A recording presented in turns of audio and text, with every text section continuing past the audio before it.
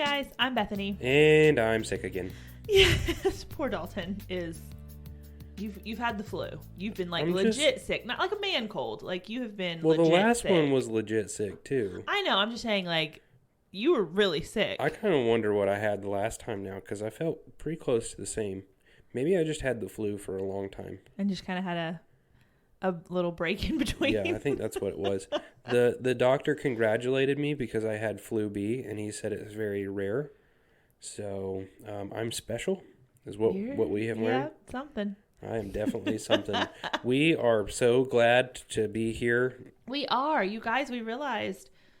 I didn't sound glad. This is the end of, the season almost. We have this week, and then next week's the season finale. It's the end of the season as we know it. So, yeah, we will, in an effort to get as many topics in as possible, next week, the season finale is going to be an absolute rapid-fire extravaganza, answering lightning round. As many of your questions as we can, all in probably about an hour. So, stay tuned for that. That'll be fun. But yes, today we are going to see where this episode goes, really. We're going to ask questions. Yeah. And we're going to give answers. And we're going to talk about those things. So if that doesn't draw you in, I don't know and what with will. that teaser, let's do some housekeeping. And yes, while we do that, you're going to need a question of the day. So be thinking of that. Yeah, I have already prepared that. Housekeeping. Housekeep slowly. Okay. So if you don't follow us on social media, make sure you do that. LFTM_podcast on Instagram is where we are at. Second thing, ladies, if you would like to come hang out and get to know some of your fellow podcast listeners on Facebook, you can do that. We have a group for the ladies. It is LFTM Community on Facebook. Third thing, if you would like to be on our mailing list, head over to lookingforthemiddle.com. That is our website. There is a sign up button there.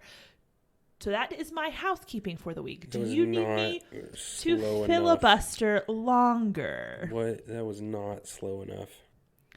Okay. Do you have a question? I have a question. Okay. What is it? And I've known it all along. I didn't just Google it.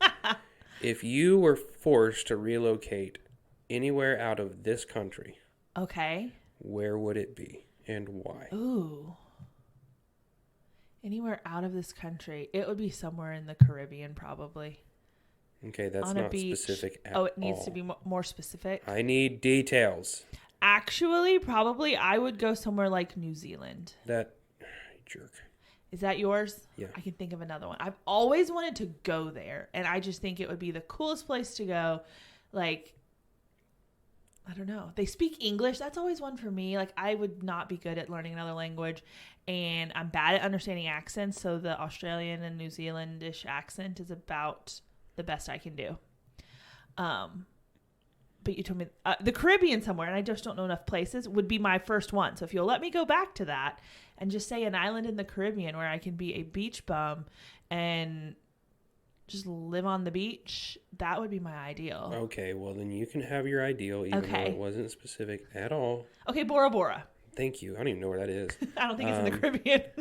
I don't know. There's a map in my... Oh, that's way too tiny. I'm not looking at that. Forget that. You can go to Google Bora Bora. Where is that at? Bora Bora. Our listeners are going to think we're idiots. Western part of the Society Islands of French Polynesia. In the Pacific Ocean. So definitely not Caribbean. That wasn't even close. No, it's not. But it's beautiful. Yeah, but you weren't even close. I said, this is the first thing that came to mind, but it's not Caribbean. All I'm saying is... Forget the Caribbean. Bora Bora is where I'm going. To Bible college. I don't have to know maps. I'm going to... Meanwhile, I'm in Bora Bora. Where are you going? New Zealand. Okay. It was rude of you to try and take mine. So New Zealand is A, gorgeous. B, it's where they film Lord of the Rings. C, no natural predators, which means no snakes, which is just glorious. D, great hunting. Other letters, seems wonderful. Great hunting? Yeah. So you're the natural predator. Yeah, I would be the natural predator. Actually, I would not be natural because I'm not from there. Oh, good That's point. what, natural means. What? What do you hunt in New Zealand? What are the things like that Well, you would can hunt there? a lot of stuff, but I would say the most prized of all would be the red stag. Okay. Which we know somebody that has shot one of those and has it hanging in his office. Okay. And it's gorgeous. And I want one. So, yes, I want to go hunting there. It is an outdoorsman's paradise. You can go fishing there, too. There's all sorts of natural sites like waterfalls and rivers. And New Zealand is just fantabulous. There we go. Never been there. Me either. It's but I on my want to list go. Of adventures to take. It's on my what are your top 3 adventures to take? Okay, so I have one that I totally ripped off from Heather, my friend, who has done this. Good. I think it was for her birthday one year. I think they went up to Maine, whatever the furthest eastern point of the U.S. is, and watched the sun rise. She and her husband did this. And then they flew to the West Coast and watched the sun set on the West Coast in the same day. And I think that sounds like the coolest thing ever. That sounds exhausting. It sounds so much fun. It sounds exhausting. I'm good. No, it sounds really fun. So I want to do that.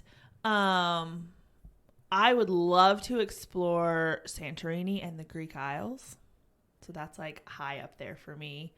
And did you say top 3? Number 3, see the Grand Canyon. I've never seen the Grand Canyon. I heard it's grand. Oh, wow. That's a good one. What are yours? Sick me is just the worst. You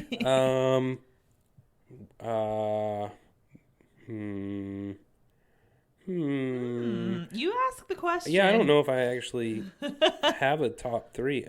I think one of them would probably be New Zealand, honestly. I know that sounds like a cop-out, but no, I don't think it is. I'm dying to go there. Okay.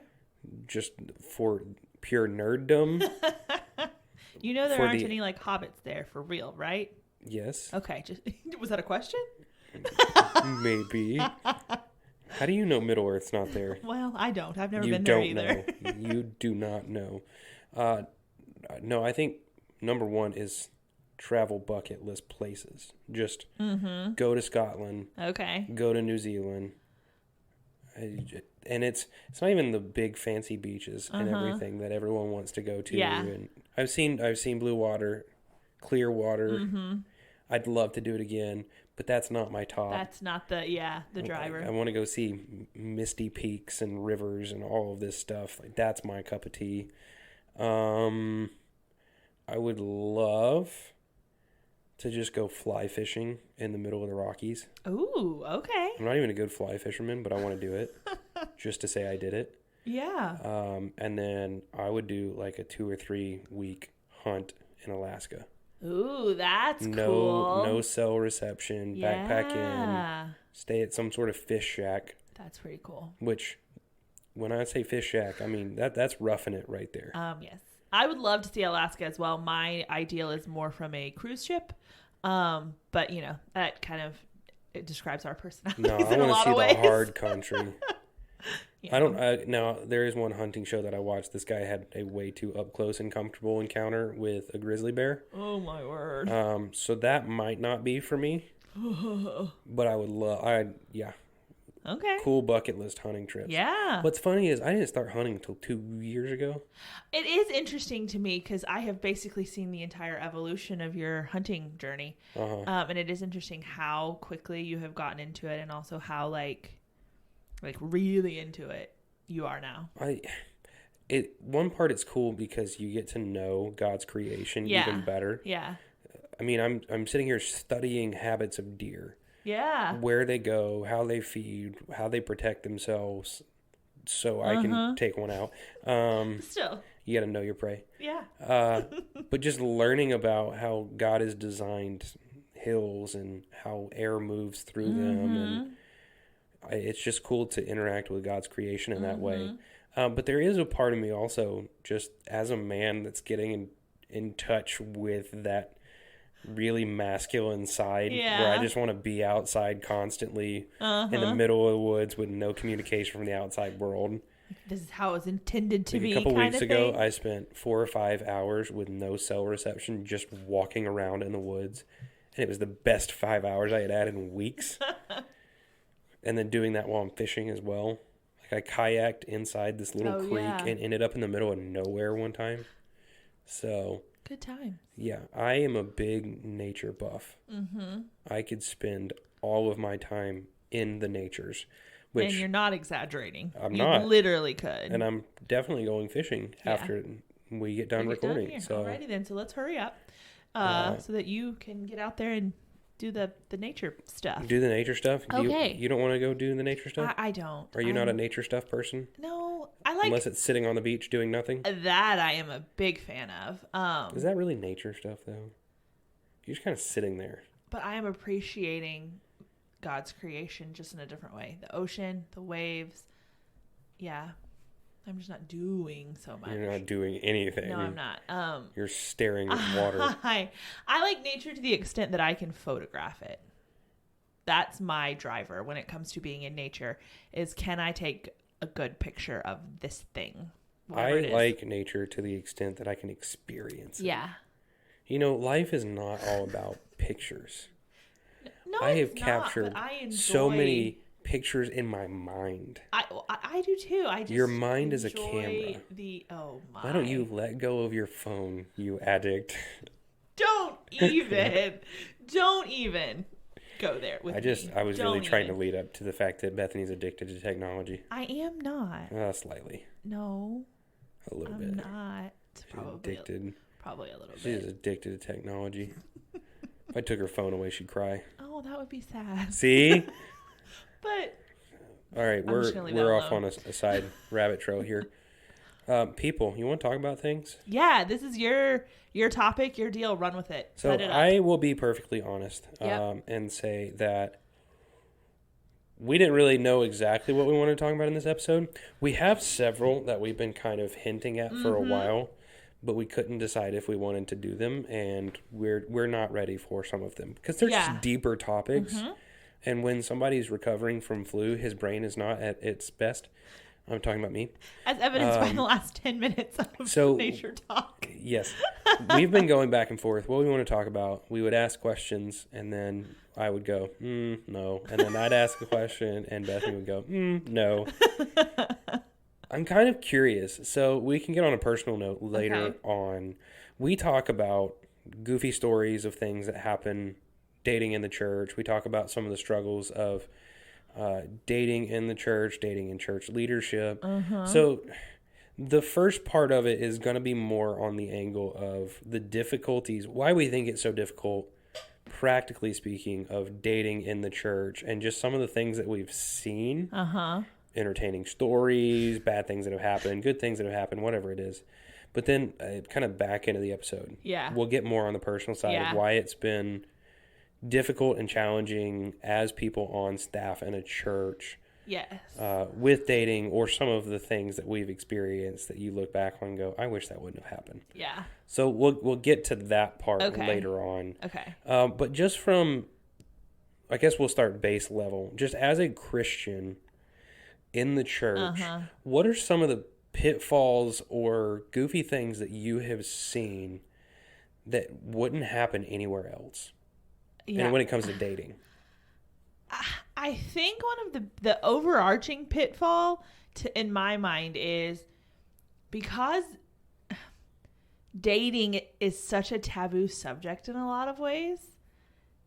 And I don't think it is as much as it used to be, but it still is enough to where it's like everyone wants all the single people to get married, but they want them to go from single to married with nothing in between. Yeah. To where talking about dating can be polarizing and isolating in that I think people feel very strongly about how they think it should be done. And if you are different from that, there can be a little like looking down maybe.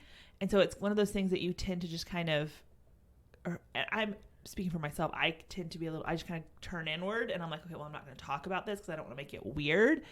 And so then it's just a tricky thing to navigate because what do you talk about? What do you not like?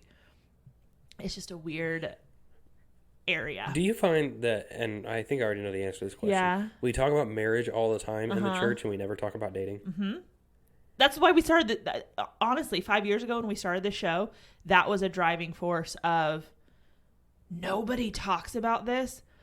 Okay, so let's be that voice. Let's talk about the dating part of it. Now, sure, we're going to talk about the goal, I think, of all Christian dating should be to pursue the potential of marriage. Not every dating relationship is to pursue marriage, because you're not going to marry every person that you date necessarily. But the point of it is to get to a point of knowing, yes, I could marry this person, let's continue, or no, I can't, let's end it.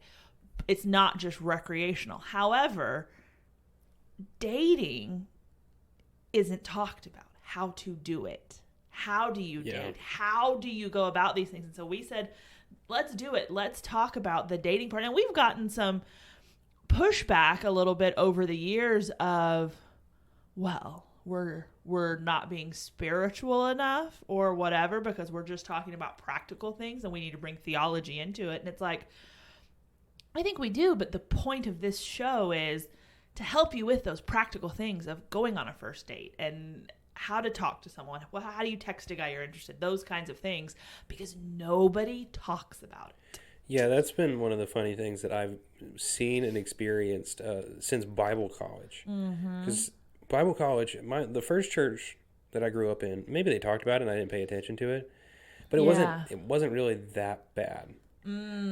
Where all they did was talk about marriage and never talked about dating. I don't really remember that. Okay. But as soon as I hit Bible college, it was talking about you got to find someone, you got to find a spouse, you need to find a godly wife, girls, you need to find a godly husband, and that's all they talked about.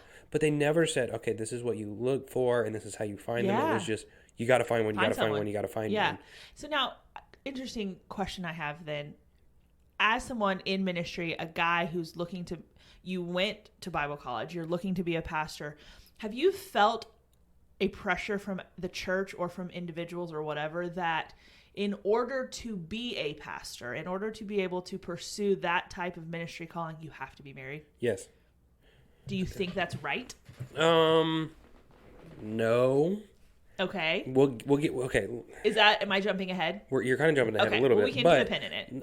Yeah, let's put a pin in that. Let's come back to it. Because that's a little bit longer conversation with a little bit more detail. Okay.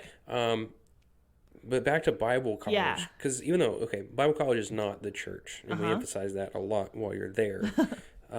It's training leaders for the church. So it's kind of an extension and intertwined. The way that they talk about these things of you have to be married, you have to find someone, but not telling us what to look for, how to look for, what to do, like the practical side that you're talking about, led to a lot of messes. Yeah. A lot of people getting in relationships that had no business being in relationships because they just had to find somebody. Right. Or people getting into relationships and then going, what do we do now? Because, you talk about in an ideal world, you find someone, you get married. But we live in an imperfect world, and that's not how it works. Yeah. Well, and I think we have inadvertently put a pressure on relationships that doesn't need to be there, and maybe even fostered marriages that shouldn't have ever happened.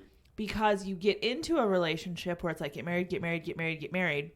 And so now you're in it and you're like, I don't really like this person that much, but they're a Christian and I'm a Christian.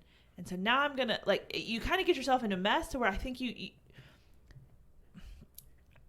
that's going to the extreme. I don't know that people stay in those relationships really, but you feel like you're in this and you don't really have a reason to get out of it, but it doesn't quite feel right. But you're also like, no, we're talking about dating, right? Yeah. Because you went to marriage for a second. Sorry. No. I meant you're in the, no. I'm talking about a dating relationship that you found yourself in and you don't know what to do. Yeah. But then at the same time, and this is kind of a pet peeve I have with a lot of married Christian people, is that they're like, get married, get married, get married. But then what do they 90% of the time say about their own marriages? Oh, marriage is so hard. It's so much work. It just shows you're selfish. And I'm not just, all of those things are true. But when you're trying to sell it to the single people, that's all you hear about. So then you're in this dating relationship that's so difficult and so hard, and there's all these issues, and the answer is break up with that person. You're not going, this isn't a good relationship, but all you've heard is marriage is so hard and it's so difficult and it's so much hard work. Because I've been in that place of like, okay, well, I guess this is what it is.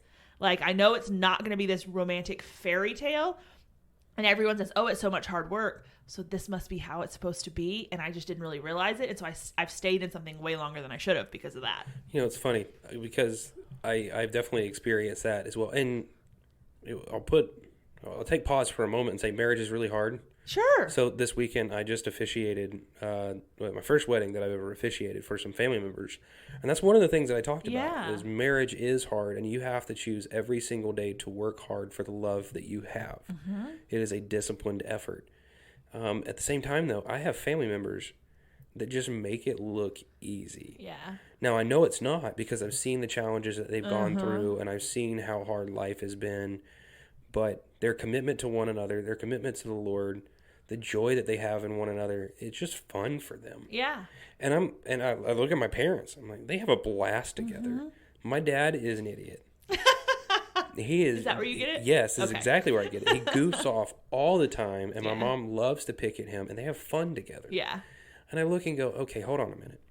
Yes, marriage is hard, and I have seen my parents struggle. Marriage is a really difficult thing. On the same end of it, though, it's not miserable. Yeah, thank you. And that's when I say that's like a soapbox thing. I want people to see, like, encourage the single people around you. It is hard work, but it's not miserable. That's a really good way of putting it. I think that's one of the, you're really picking up on something there. Something really goofy that I see happening in the church all the time. Yeah. Is you're trying to encourage people to get married, but you're not giving them any. No. I mean, obviously the incentive is the Word of God says that it is a good thing to get married. Sure. We're not downplaying that. So if anyone's listening and going, you're just downplaying the Bible. No. Shut up. Did you say shut up? I'm getting over the flu. I'm unfiltered. Talk about the joys of marriage for just a second. Yeah. Why don't we do that? I don't know. It is this weird thing of like, all you hear from married people in the church is get married, get married, get married. And then if you want to hear them talk about marriage, you're like, why would I want the way you talk about that? Now, I will say there are so many people at our church that do a good job at this. I would agree to that as well. Just watching the love that they have for their spouse and the way that they talk about marriage. Yeah. Is fantastic. Yep. So this is not discounting the people at our church. I actually think a lot of the people at our church do a really good job about this. But for some reason, Christianity broad, the church broad, this is the way that we approach it and the way we talk about it. You're not encouraging anything. You're discouraging. You're driving people further away from marriage. But it is frustrating because all we talk about is marriage, but not the how do you get there? Like, what do you do?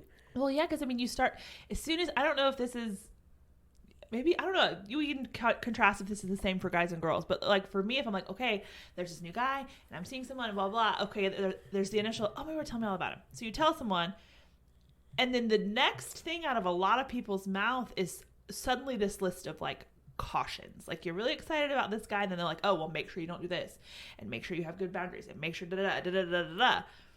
Which, okay, fine. Well-intentioned. 100%. And most of the time, I'm not going to say all the time, most of the time, what they're telling you is correct. However, suddenly, it feels like everyone you talk to, you're under a microscope of don't just... I don't know. I have felt like in the church when you're dating someone, okay, you're dating and everyone knows you're dating, but please don't act like you actually like each other. Man, that's so right. That's funny. I mean, yeah, I get the PDA thing. Okay, I'm not a huge PDA person at all, so I'm not advocating for that. But I mean, it's almost as if you were to even just like hold hands or, you know, grab the guy's arm or whatever, suddenly people are like, oh my word, well, if she'll do that here, what are they like? There's this like suddenly a microscope of don't act like you like each other at all. See, okay, this goes to the what I'm really thinking about the most here is just the ridiculous amount of pressure that is put on dating in general in the church. So I'll go to single people first. Okay. For us single people, I don't understand why this pressure exists the way that it does, but it's all about you got to find someone, you got to find someone, you got to find someone. And if you ever hint at possibly, not even say you found someone, at possibly finding someone, everyone knows, and everyone's your counselor. Yes.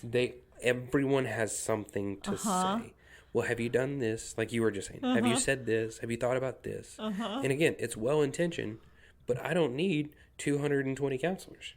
It's overwhelming. It is. Because everyone wants it to work out, and they want you to find someone so much so that everyone suddenly plays a part in your relationship. They do. And then I also feel like if it doesn't work out, I'm personally letting every single one of them down. Or Yes. I have to like explain myself or like, okay, here's what happened. Like go through this whole thing of exactly why it didn't work out and like justify my breakup maybe.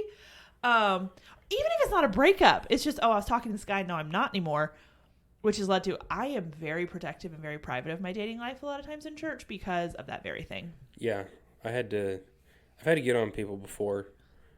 Like, I'll tell a few people, and then I can notice them hinting at other people, and I will get on to them. They will get the, if you don't shut up, I'm going to hurt you look. Yeah. Which means I'm not talking about this with other people. I have literally told people, like if I'm talking about this, somebody I'm seeing or whatever in the past, I have told people, look, I am not telling people about this yet. I am not. I said, so if I hear about this from someone else, I will know where it came from. I just straight up tell people that. Yeah, I had that conversation recently, actually. Yeah, it's always, people are always going to find out in the church. Yeah, everyone just tells that one, okay, don't say anything to anyone, but. Yeah, let's just pause for a second here. Why, if we talk about gossip is not good in the church, why is it suddenly okay when so-and-so starts dating someone? Because it's a good thing.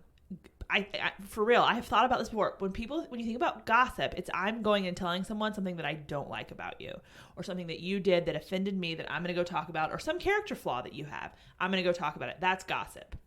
If it's something good that everybody wants for you, that's a good thing, that's a positive thing that we're excited about, that's not gossip because it's not like damaging in the sense of it's negative. I think that's, I'm not advocating for it. I'm explaining the rationale as to what I think it is. Fruit's a good thing. But if I eat 200 pounds of apples, I'm probably going to be sick. I'm going to be sick. Yeah. And, I'm kind of a glutton. Yep. You can take a good thing and make it bad. And I don't get it in the church why we choose to gossip about people's dating lives. Did you hear so-and-so was sitting by so-and-so? Okay, I was going to get to the sitting that you're talking about unique to church problems. Well, yeah, sitting next to each other. We're going to get to that for sure. We'll get to the rumor mill. Yeah. Suddenly this feels like just a venting session for everyone. But I think it's one of those things where nothing we're talking about, or everything we're talking about, is going to resonate with people. They're going to be like, oh my word, that's exactly how it is at my church too. And there is solidarity in knowing I'm not the only one. There just is. So You're not alone, people that are listening. It gets entertaining quick. Yes. Yeah, so the gossip thing, it's got to stop. Don't know why it's happening. But that does bring us to the rumor mill. Yeah. That is one of the weirdest things that I have noticed in the church. You ever notice in the real world, not the real world, in the secular world, that's what I'm saying. There we go. In the secular world, they don't do this. No. They don't, so-and-so was talking. Like, when I worked at a big box retail store, I'd have coworkers. Yeah. Guy'd go up and talk to a girl for a while. Do you want to know what we didn't do? Talk about it. I think he likes her. Yeah. I think they might be talking. You think they're texting? No. I'm like, oh, yeah, he had a question. Yeah. Or they're friends. I think there is a uniqueness to the church in that, or in Christianity, to where marriage is held up as, and I think it's wrong, but in a way it's held up as something that you earn. There's a level of spiritual maturity required to get there. It's this thing that happens once you arrive, and it's this goal you're going after because it's it's an achievement almost. Like you've reached this certain level. And so it's this bit, everyone wants to get everyone to that level almost, whether I think that's what drives it subconsciously, that is not there in a secular context. And so I think that is why you see that in large portion. Did you see that so-and-so sat next to so-and-so during worship? Did you see that when she opened her Bible, she showed him what page it was on? Yeah. When we went out to lunch after church, did you see that they sat across from one another? Across from each other. Yeah. They must be dating. Something's going on, and let me tell everyone about it. And then here comes collusion. Suddenly, you've got the matchmaker of the church. Yes, because even if they're not, we're going to make inviting them now. over for dinner. What's up with that? I know of things that has happened. I know of instances where people have shown up to other people's houses and been like, "Oh, so and so's I see what's going on now." Mm-hmm. I don't understand it. I don't either, because it's like people. It's almost as if they tell us constantly, dating, relationships, it's not like a movie, it's not a romantic comedy, da-da-da-da-da. But then what do they do? We're just going to have them both here. And poof, suddenly they'll want to be, like, it's the same thing from the other side. They're being the annoying, like, Hallmark secondary character who's like, oh, let me set them up. Let me try to make this happen. And then poof, it does. Like, it's the same thing but from the other side. It absolutely is. It's ridiculous. I don't understand people sometimes. And the way, especially in the church, of the way that they try and control and dictate things to manipulate the outcome that they want. Because another thing that I've noticed is the matchmakers of the church, when they ship someone together, they're not letting go of it easily. No. They will try everything, and no matter how many times you say, I'm not interested, there's nothing there, please stop, it won't. No, they're like, no, just listen to me, I know. And it's funny because I almost feel like it has the opposite effect in a lot of ways that they're hoping for, because drives you further from one another. It does. I really think it does, because if you're not interested, maybe you might develop something down. Maybe it's not like a hard no. It's just like, I hadn't really thought about it. I'm not interested. Something could develop later. Who knows? But as soon as that matchmaker person is like, oh, you two, I'm staying away because I don't need to add fuel to that fire. I don't need that in my life. I don't want it. I'm good.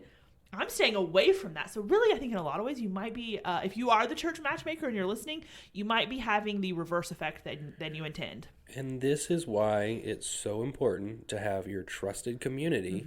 And if someone in your trusted community comes up and says, hey, I think this might be a good thing, what are your thoughts? Yeah.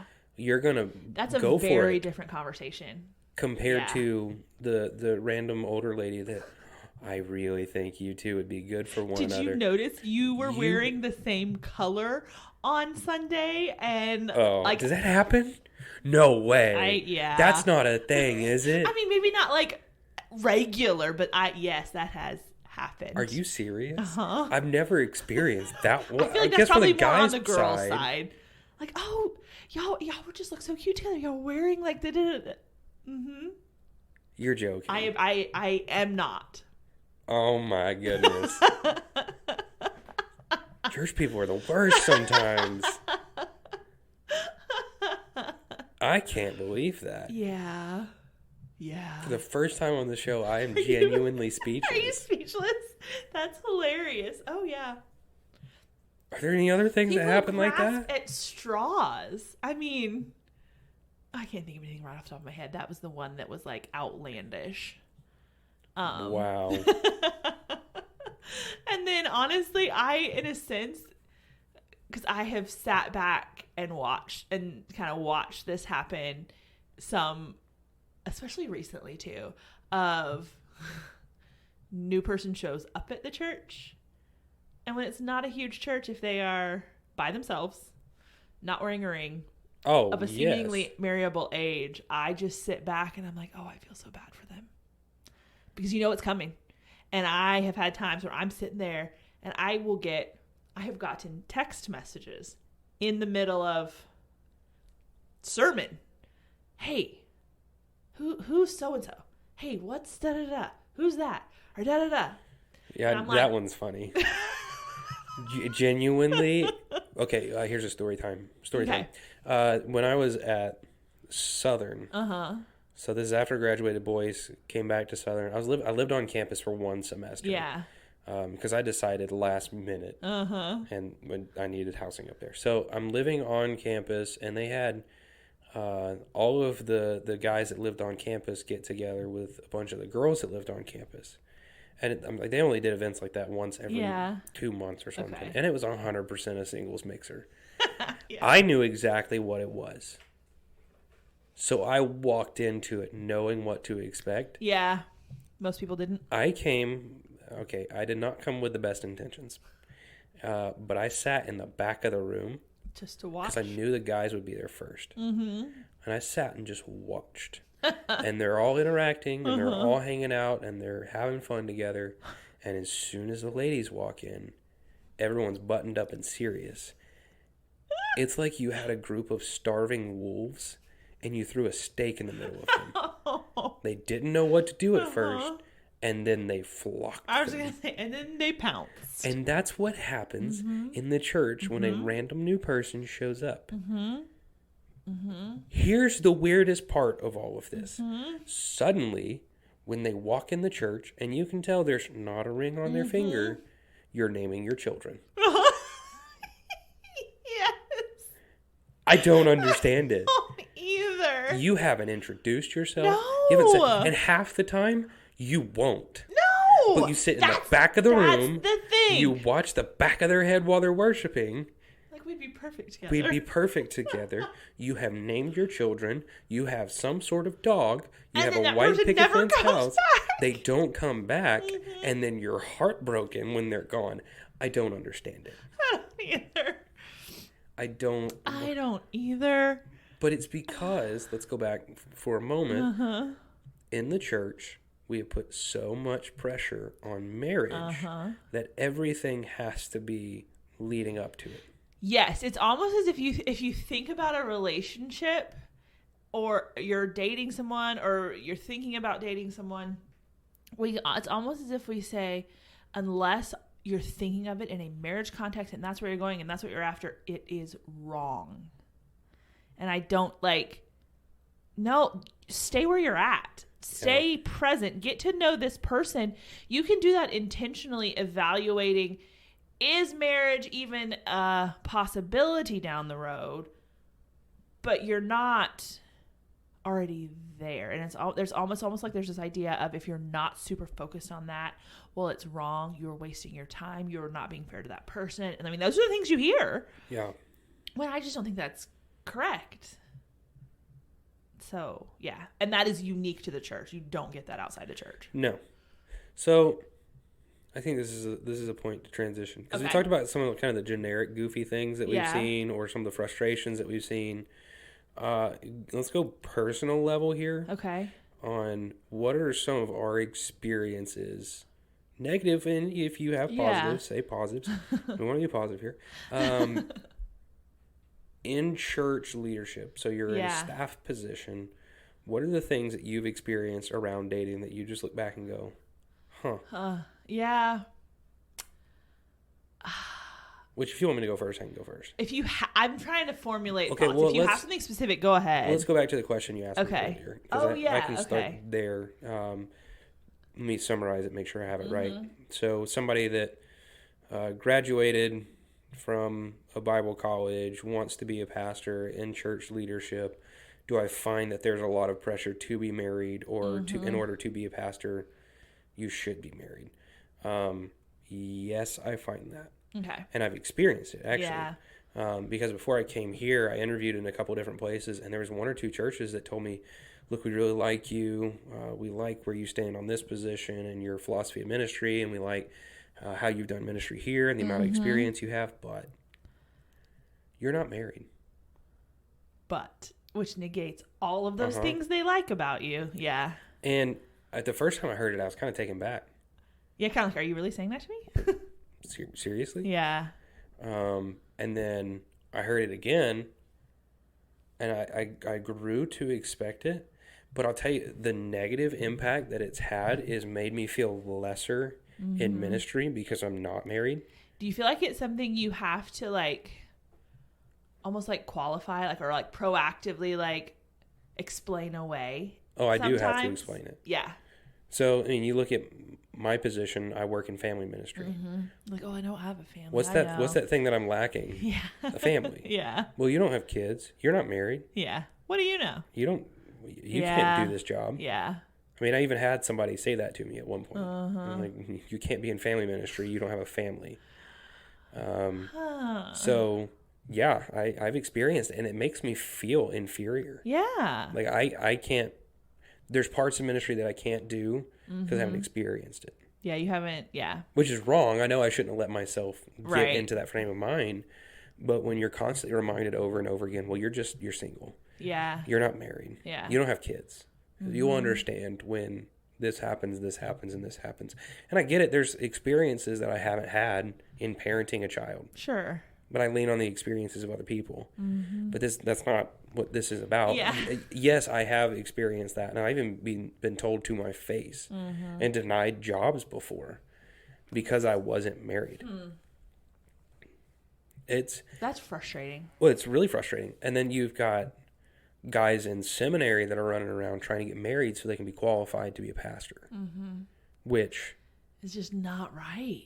it makes messes. Exactly. Kind of getting back to, you have people who end up in relationships they shouldn't be in because they feel like it's necessary as a spiritual development, not because it's a solid relationship that's good for both parties. Yeah, there's a lot of seminary guys that will get married in order to check a box so they can be a pastor. They have none of the right intentions. So that they don't love this woman well. They don't care for her well. It's a selfish endeavor because they're trying to get what they want, and this is a box that needs to be checked along the way, which I'm not alleviating them of any responsibility in that, but at the same time, that is a pressure that is unduly put on people from outside. Yes. It would not be a thing if you didn't have so much pressure and so many people from the outside saying, get married, get married, get married, get married, as if it was an end on its own. Well, and what's interesting, okay, now I'm not a pastor, but now that I've gotten into a staff position at a church, I still feel that weight and that pressure. And it's just the way that people communicate that to me. Wow, man, you just got to find somebody. If you would just find somebody, then this would happen. Yes, because people assume you are as, I don't know. They just assume that you're lacking, that you're incomplete, that you're whatever as a person because you don't have that. And, oh, well, we'll help you. Oh, we just need to find somebody. We just need to, and I'm like, chill. Somebody said to me in a group of single guys one time, well, I just got to take care of my single people. Oh. Yeah. And I was like, You're like, I don't need to be pitied, but thank you. Thank you. I mean, I appreciate that. Yeah. And there's some things that people do. Like they'll invite me over for holidays and things like that. I really appreciate that. Sure. That's really kind. Yes. Because I don't have a ton of family that's close by. Yeah. Well, and I guess that's very kind. And it really is. And people do it well who just invite you over and let it be. But when you don't invite the single people over and then make a point repeatedly or even one time to let them know that you're doing it because they're single and they have no one else. Trust me, they're aware. It's not something that they forget about. It's not something they're like, oh, yeah, okay. Now we know, we get it. So you don't have to constantly remind if you are going to do something like that. Yeah, I don't understand why people do that. But it's been difficult in ministry just on that angle. Yeah. Because people make you feel inferior. I'm curious, do you kind of feel the same way? It's different. Obviously, you're not trying to be a pastor. Right. So it's different from that standpoint. I think the probably closest thing to an equivalent from the girl side is people constantly remind you, even in the kindest, most well-intentioned ways, that you're not getting any younger and that you need to hurry up and have kids. Yep. For guys, it's get married so you have a wife so you can be in ministry. for girls, it's hurry up and get married so you can have kids so that you can be the fullest extent of a woman possible. Like that's, I would say that's the closest thing to an equivalent of the constant reminder of, well, you should hurry up and get married so you can hurry up and have kids. Like, it's like getting married is a means to that end. And I think it has the same thing if you get into places that's a mess because you're looking past a God-honoring marriage to what you want after that. Whether it's as a guy, you're going to be a pastor, as a girl, you're going to be a mom. I think those are the flip sides in my mind. And that's the thing. Like, I don't want to get married so that I can finally check a box and be a pastor. Right. So the churches look at me and go, yeah, he's good now. We'll hire him. Yeah. If I'm going to be hired, I want to be hired because I'm qualified. I'm qualified for the role of pastor. That they see that I'm gifted in the areas that I want to serve in. Yeah. And so they hire me. Yeah. Now, that goes to the question of, like, 1 Timothy 3 talked about being a husband of one wife. I'll just make mention of this for just a second because I get so annoyed with the conversation. Well, it says you have to be married. No, it doesn't. Because if you go to the Greek and you read the Greek, it's a one-woman kind of man. What's the posture and attitude of the heart? Because then I can go, well, I've never murdered anybody. Right. But Jesus said I had anger in my heart and that you murdered somebody there. So back off. I love when I do get on little tangents like that and I just get to the conclusion of shut up or back off. You're like, oh, okay, there we go. It's like a toddler argument. I win the argument. I'm right. Now go Move away. on. That's why I had a friend years ago who, if you got into an argument with her or you didn't agree, it would get to a point she'd be like, well, I'm right. And that was the end of it. Why is the whole table shaking? Oh, your phone's wrong. And we already know who it is. So, and that's the same thing. Like, if I want to get married, it's not so that I can finally have this thing. It's because God said it was a good thing because I love this person and I want to spend my life with them. That's why I want to get married. Well, and it's kind of, again, like we were talking a minute ago about, like, the rom-coms and the movies and the Hallmark movies, and we hate on them because we're like, those movies always end at the wedding.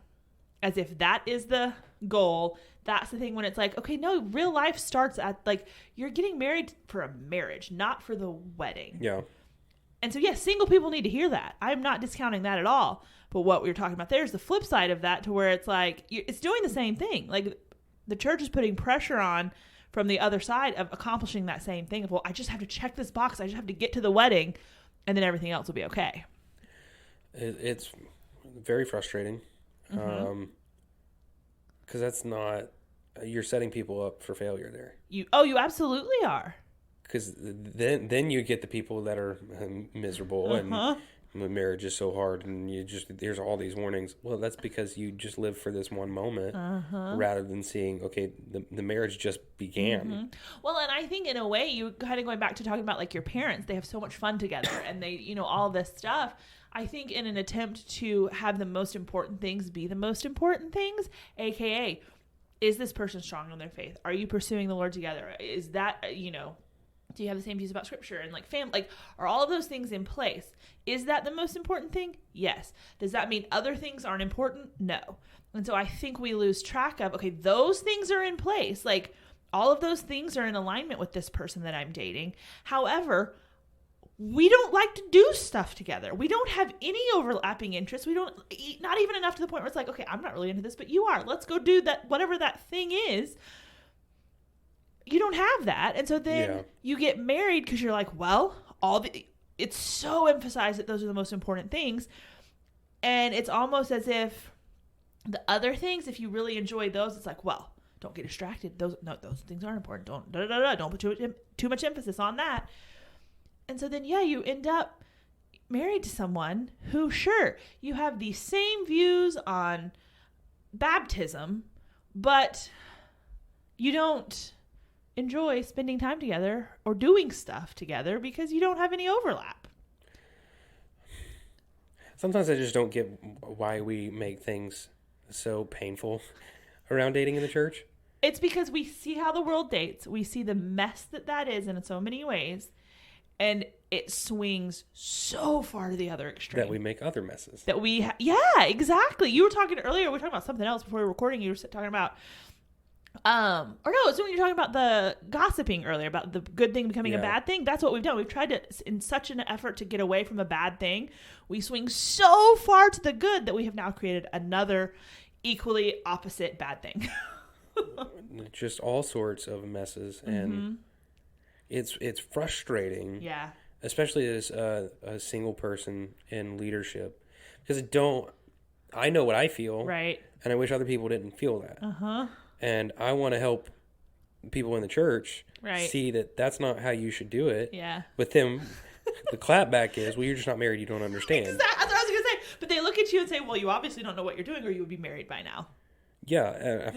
I know. Like, what do you want me to do? Oh, yeah. I've had people talk about, like, this show and, like, dating advice and giving advice and talking to people, and it's literally like, well, I mean, hadn't really worked for you, so are you sure it's really something you should be talking about? And I'm like... Well, it works out well for the people that date me. Yeah, that's true. Fill everyone in. I mean, for the most part, if you have dated me for an actual dateable period of time, you either get engaged or married. So, next guy.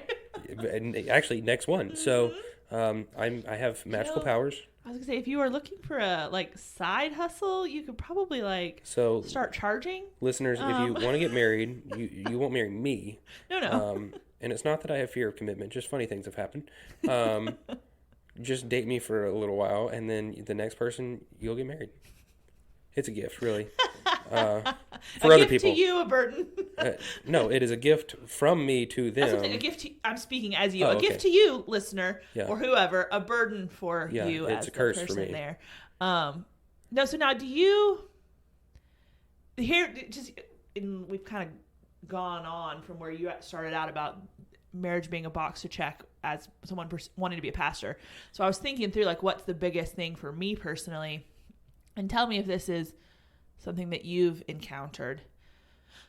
Being single in leadership in the church, and I don't know, I hesitate to say I'm in leadership, but I'm on staff, so I think it automatically kind of elevates to a place of that. It has been very isolating for me in a lot of ways.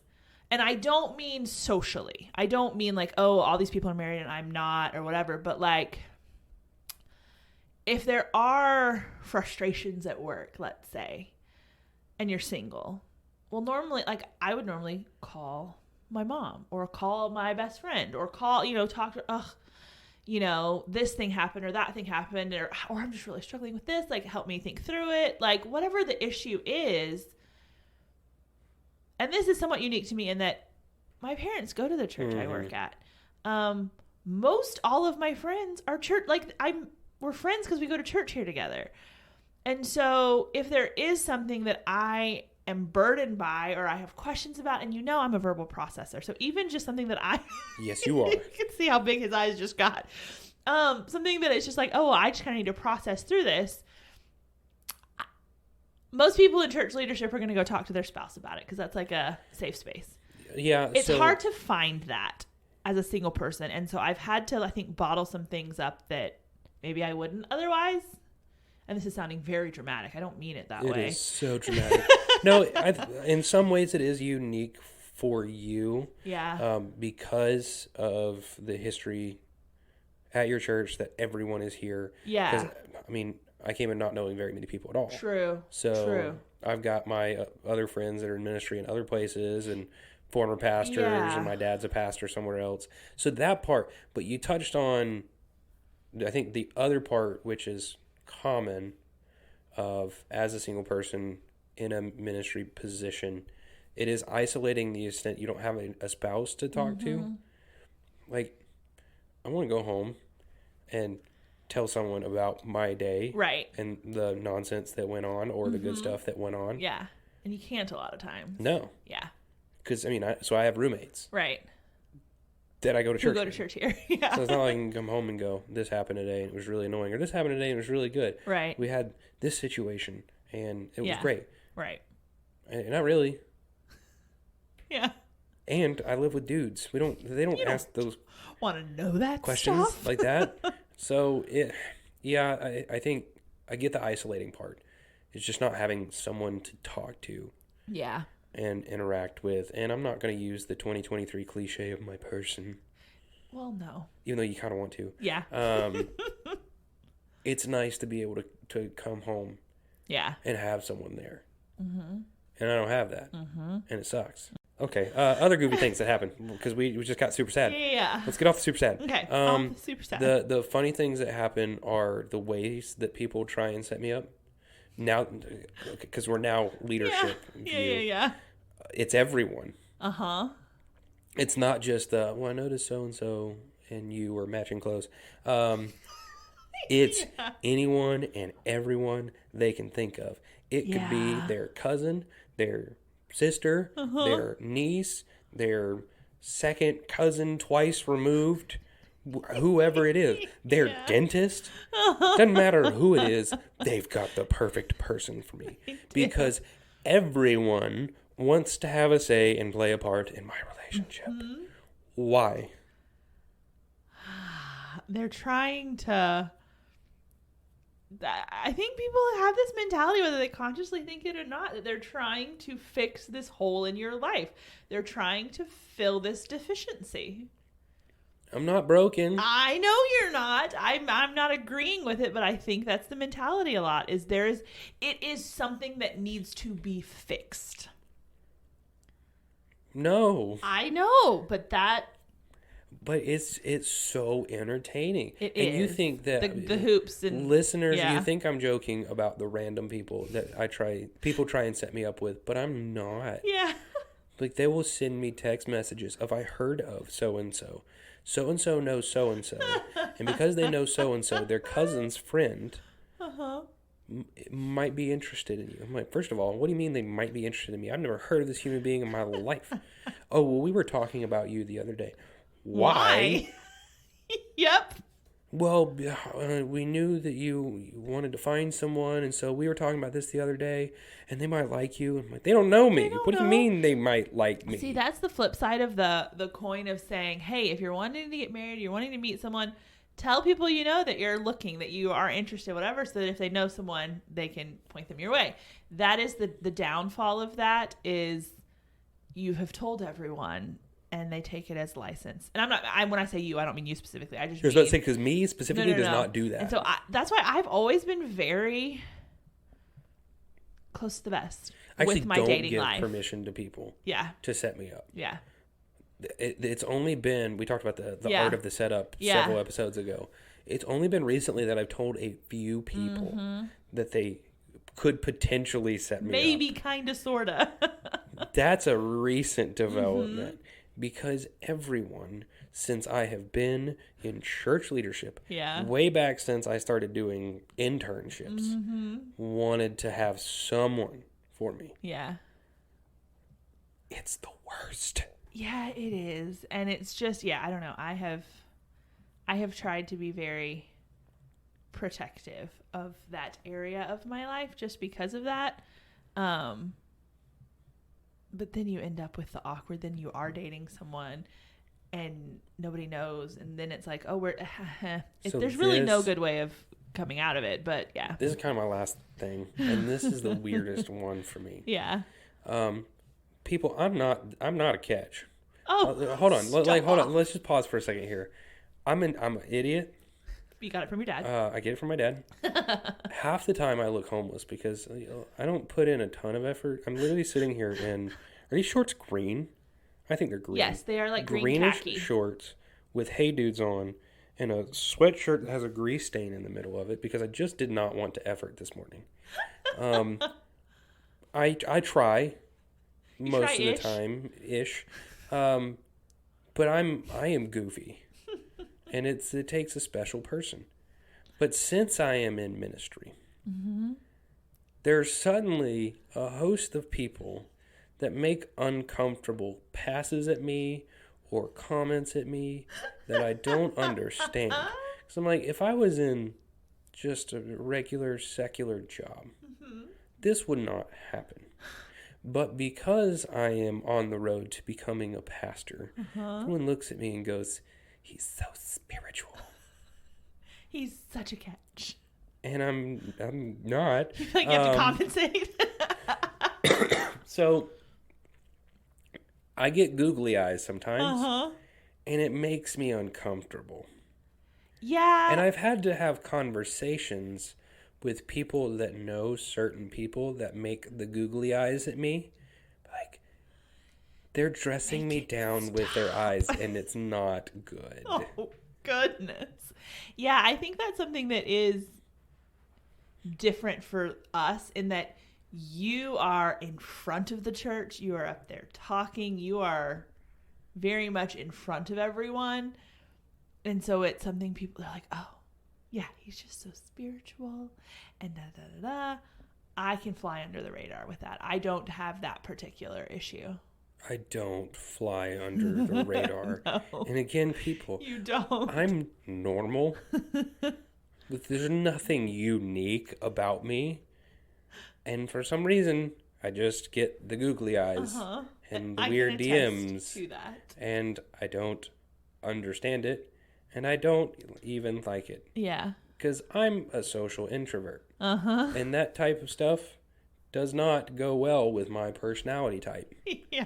It freaks me out, if I'm being perfectly honest. Yeah. Well, yeah, because you don't know the person. It goes back to your example with the lone visitor who's come in and you're sitting there and you're looking at the back of their head during worship and you've named your kids and da-da-da-da. It's the same thing. Because you get up in front of the church every week and people see you and the girls see you. Or the girls' moms, cousins, whoever it was, like, oh, it'd be perfect. And they're sitting up there watching and they've named the kids and the dog and the whatever else. And you don't know they exist. I get when I'm preaching that No, you're watching me. Well, yeah. I get that. Yeah. What I don't get is the Sundays that I'm not preaching, which is pretty regular. Yeah, but you're always up there. No. Hold on. Okay. I'm only up there for like 2 or 3 minutes. Well, I know. And then I come down. But still. And then I sit down with my friends or I stand in the back. I know. And then I notice that when I'm not on stage and I'm not even anywhere near where you should be looking, there's people looking at me. And I don't like it. I wish I could help. I wish I could say, oh, well, here's a quick fix. There's not. I think it's one of those things that is just part of it. As awful as it may be, that's why we're talking about it. But I don't think I can fix it for you. It's just weird. And it's part of it in the church. Googly eyes freak me out, people. Don't be crazy eyes, guys. Don't. Okay. I don't know if there's a better place to end it than don't. Don't be crazy. Yeah. That's a great place to end. Okay, we're going to call it there, guys. We'll be back. We'll be back next week with the season finale of Lightning Looking for the Middle. round. It will be a lightning round. Who knows what's going to come up because we have quite the list of questions to choose from. So we will be back then. Until then, though, I'm Bethany. And hopefully I won't be sick anymore. This is Looking for the Middle.